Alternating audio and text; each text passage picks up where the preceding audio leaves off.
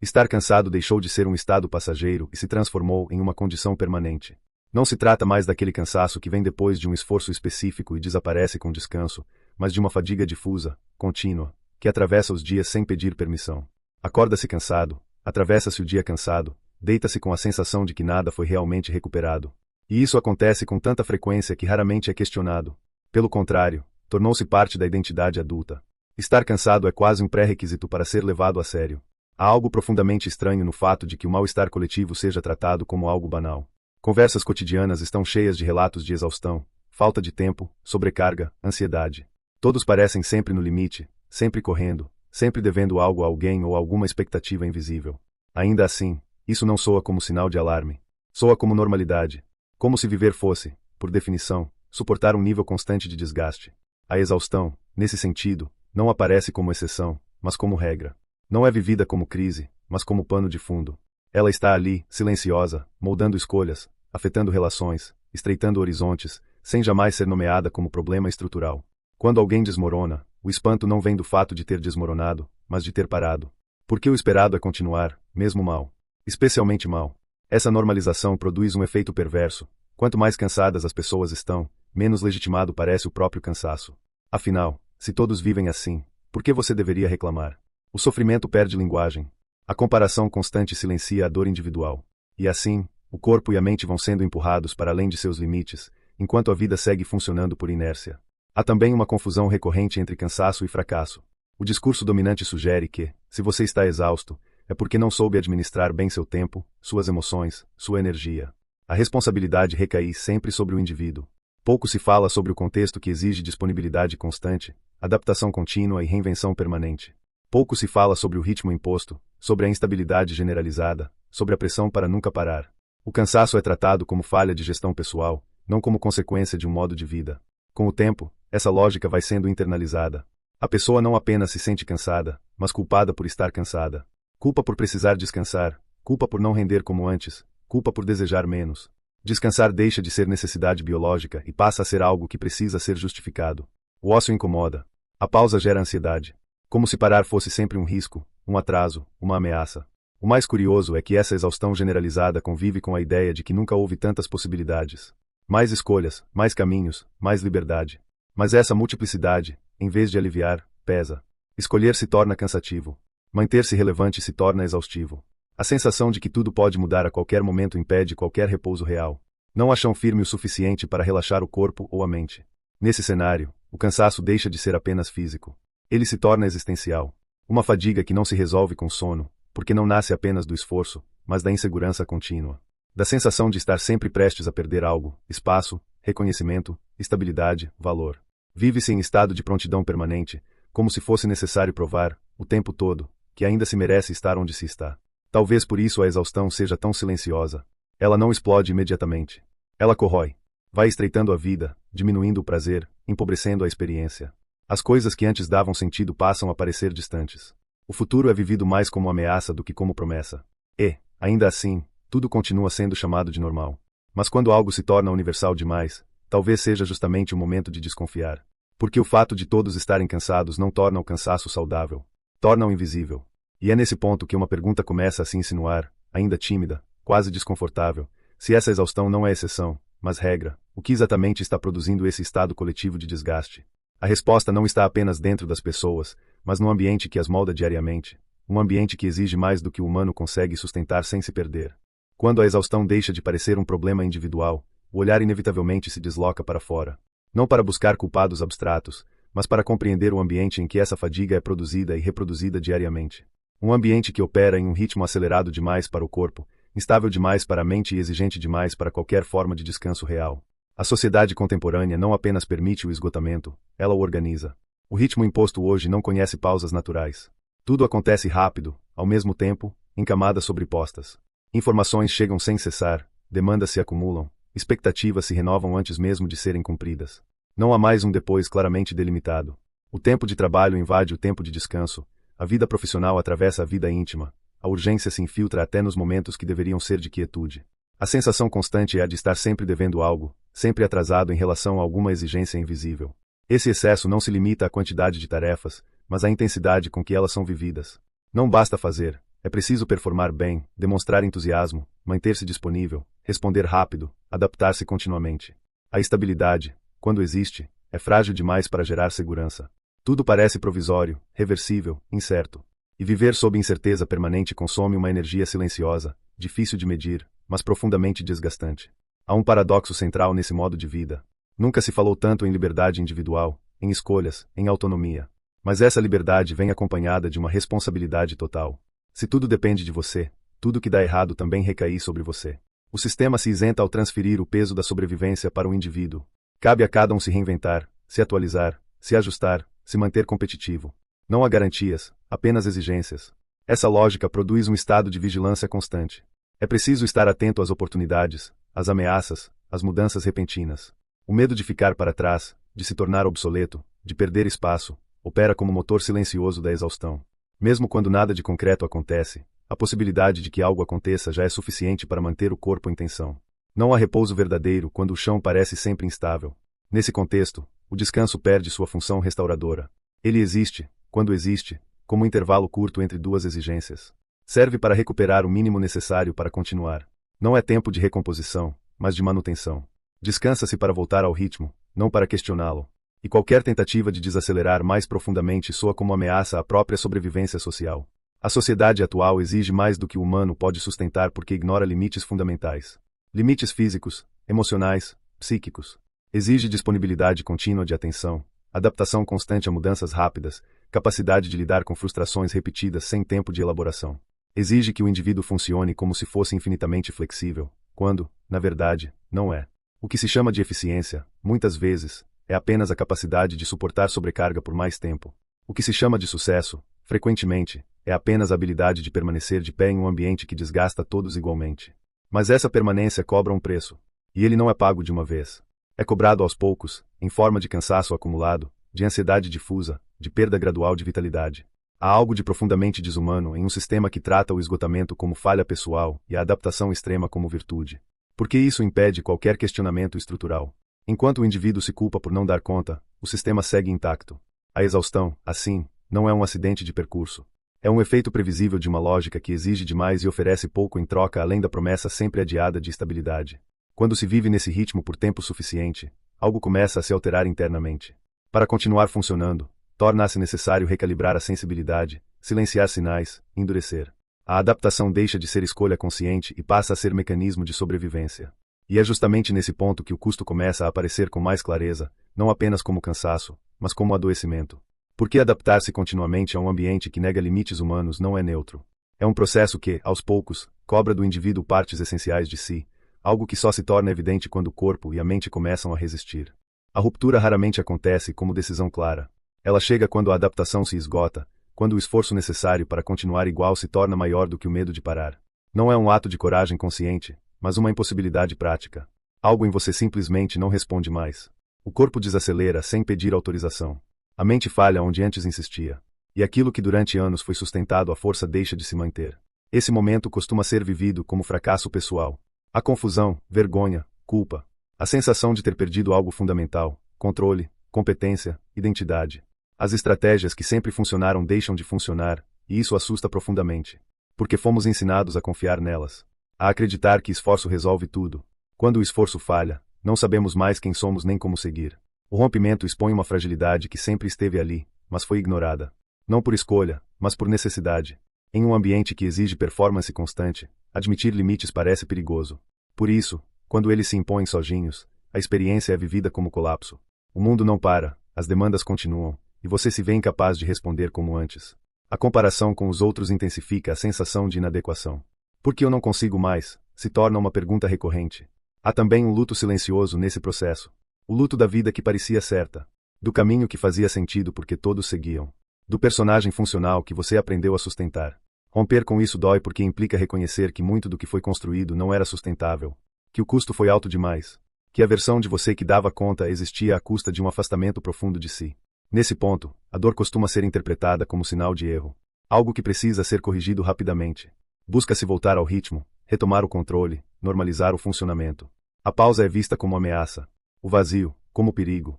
Permanecer nesse estado intermediário, onde o antigo não funciona mais e o novo ainda não existe, é extremamente desconfortável. Mas é justamente aí que algo importante começa a acontecer. Quando o fazer constante é interrompido, surge espaço para sentir. E o que emerge nem sempre é agradável. Há tristeza acumulada, cansaço antigo, frustrações não elaboradas.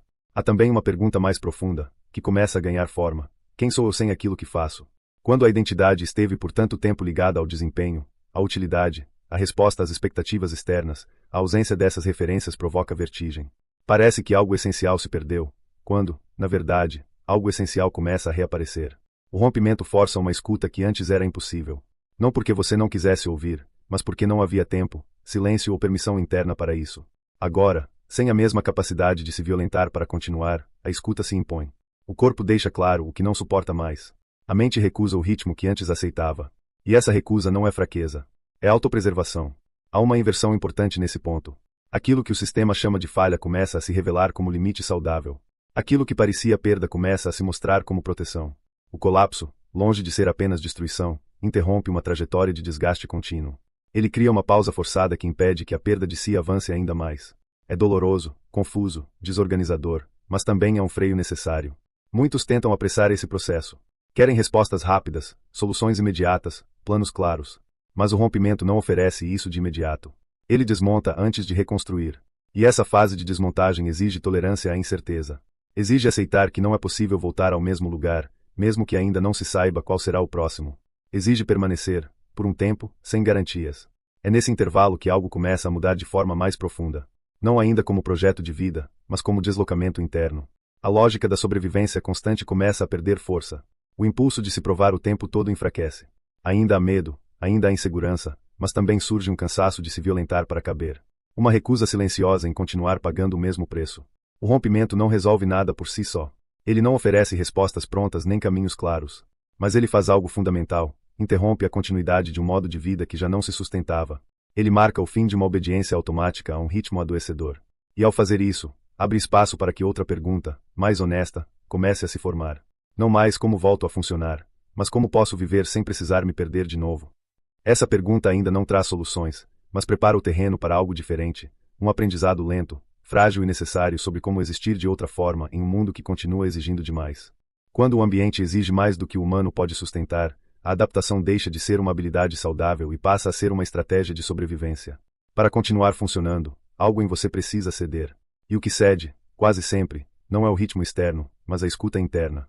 Aprende-se a ignorar sinais, a minimizar desconfortos, a atravessar dias difíceis como se fossem apenas obstáculos a serem vencidos. O corpo e a mente vão sendo treinados para suportar, não para sentir. Essa adaptação é frequentemente celebrada. Resistir vira virtude. A capacidade de aguentar pressões extremas é confundida com força. Quem segue em frente apesar de tudo é admirado, promovido, reconhecido. Quem precisa parar é visto como frágil, despreparado, insuficiente. Pouco se fala sobre o custo invisível dessa resistência prolongada. Pouco se questiona o fato de que suportar demais não fortalece, desgasta. Para continuar cabendo, o indivíduo aprende a se endurecer. Sensibilidades são tratadas como fraquezas a serem corrigidas. Limites internos são empurrados para depois. O cansaço é relativizado, a tristeza é abafada, a ansiedade é normalizada. Há sempre algo mais urgente, algo mais importante, algo que não pode esperar. E assim, o cuidado consigo vai sendo adiado indefinidamente, como se fosse um luxo incompatível com a vida real. Esse processo não acontece de uma vez. Ele é gradual, quase imperceptível. Um sol hoje que se repete por anos. Uma concessão pequena que abre espaço para outra maior. Até que, em algum momento, o estado de tensão se torna permanente. O corpo permanece contraído mesmo em repouso. A mente não desacelera mesmo no silêncio. Vive-se em prontidão constante, como se algo estivesse sempre prestes a dar errado. Quando surgem os primeiros sinais mais claros de adoecimento, a resposta costuma ser individualizante. Procura-se ajustar hábitos, otimizar rotinas, melhorar desempenho. Medicam-se sintomas, organizam-se agendas, buscam-se técnicas para aguentar melhor. Raramente se questiona a lógica que exige esse esforço contínuo. O problema é tratado como falha de adaptação, não como excesso de exigência. A medicalização do sofrimento entra, muitas vezes, como tentativa de manter o funcionamento. Ansiedade, insônia, exaustão profunda são enquadradas como distúrbios a serem corrigidos, não como mensagens a serem compreendidas. O objetivo implícito é restaurar a capacidade de continuar. Pouco importa se o contexto permanece o mesmo. O foco está em devolver o indivíduo ao ritmo que o adoeceu. Nesse ponto, a adaptação já se transformou em autoabandono. Para seguir adiante, a pessoa precisa se afastar cada vez mais de si. Ignora vontades, silencia desconfortos, anestesia afetos. Vive mais na resposta às demandas externas do que na escuta das próprias necessidades. A vida vai se tornando funcional, mas empobrecida. E essa perda é sentida de forma difusa, como um vazio difícil de nomear. Há também uma culpa persistente que acompanha esse estado. Culpa por não estar bem o suficiente. Culpa por não render como esperado. Culpa por desejar menos. A comparação constante com os outros intensifica essa sensação. Sempre há alguém que parece dar conta, alguém que aguenta mais, alguém que segue sorrindo apesar de tudo. O sofrimento, então, é vivido em silêncio, como se fosse sinal de falha pessoal. Mas o corpo não sustenta indefinidamente esse afastamento. Ele registra o excesso mesmo quando a consciência tenta ignorar. A ansiedade se intensifica, o sono se fragmenta, o cansaço se aprofunda. O que antes era apenas desgaste passa a ser limitação. E quanto mais se tenta forçar a adaptação, mais claros ficam os sinais de que algo não vai bem. Adaptar-se a um sistema doente não é prova de saúde. É sinal de que a pessoa aprendeu a sobreviver em condições hostis. E sobreviver, por muito tempo, custa caro. O adoecimento que emerge não é um acidente, mas uma consequência previsível de uma adaptação prolongada a um ambiente que nega limites humanos básicos. Quando o corpo começa a resistir, quando a mente falha, quando o cansaço se torna insuportável, não é o indivíduo que está quebrado. É a estratégia que chegou ao seu limite. Há um momento em que a adaptação simplesmente não funciona mais. Não importa o quanto se tente ajustar, otimizar, endurecer. Algo em você se recusa a continuar. E esse ponto, vivido muitas vezes como colapso, marca uma mudança importante.